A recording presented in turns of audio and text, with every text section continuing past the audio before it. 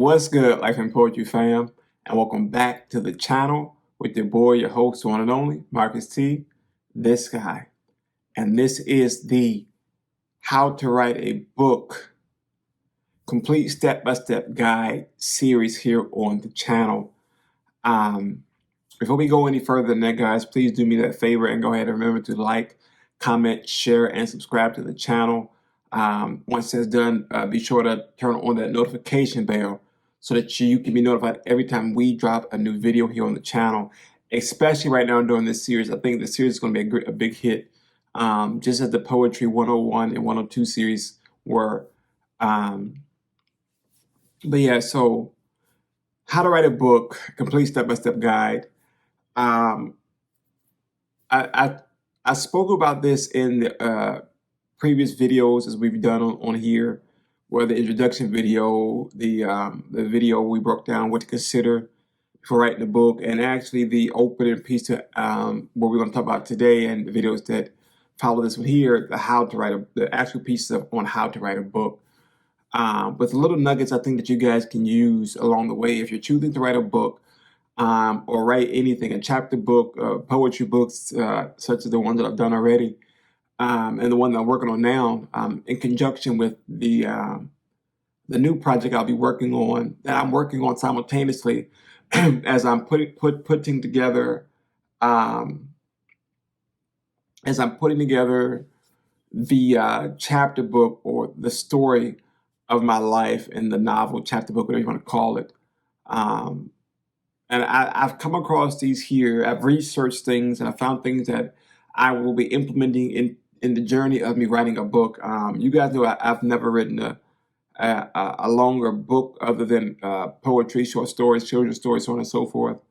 I believe I alluded to that before, but we spoke about that before in the previous videos.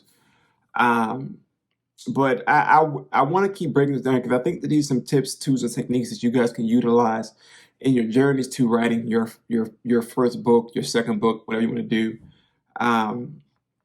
And so far we've talked about, like I said, we talked about what to consider before writing a book. There were three big questions I wanted you to ask yourselves as you're stepping into the journey to write your book. And those questions were: do you have the time and energy, the mental energy to commit to actually putting this book together?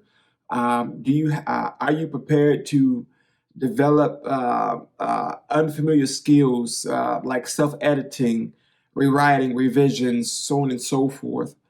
And last but not least, do you have a basic concept or grasp on your character, your plot, your storyline, your subject matter, so on and so on?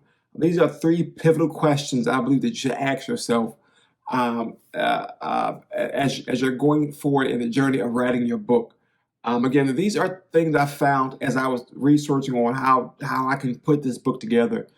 But I also use these things. I utilize these three questions as I ask myself these three questions in anything I'm doing, whether I'm writing, whether I'm doing a project, whether I'm recording for you guys, whether I'm doing the podcast, whatever it is. These three questions can go tandem with a lot of different things. But when you're writing this book, you ask yourself those pivotal questions, right? Do you have time? Are you ready for it? Are you in the mind space for it?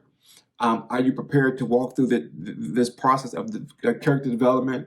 Plot development? Do you have a basic foundation, so on and so forth, right? And that's what we talked about before. And also as we went in to introduce what we're going to talk about today, the part about how to write a book, right? Now, we know that writing a book, right, you have to go through all these different things. You have to consider your plot, your characters, how you even want to start the book, right? What we're going to talk about in these videos to come, but go along those lines is we can answer those questions, give you the tips, tools, and techniques to implement into your strategy, into your work process as you're growing in your book and your writing. So without further ado, today we're going to talk about, why did I put that there? So today we're going to tap into, in a nutshell, step or tip number one in the how to write a book process. And that step is to establish a consistent writing space, right? Let's talk about it.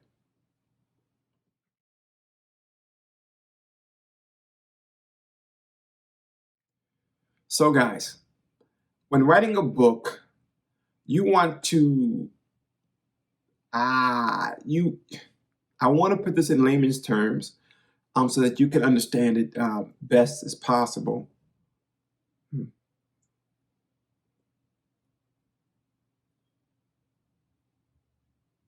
So, if you're going to write a book, one of the most important things you're going to need is a great space to write.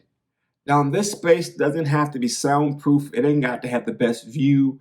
It don't have to have a cushy couch, blank walls, just echo-free space. It don't got to have all that, right?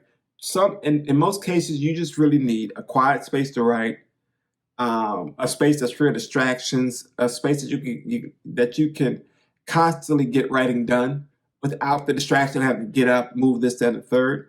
And you could be in your home, in your office, in your room, in your bed, on your couch, across the floor, whatever works for you.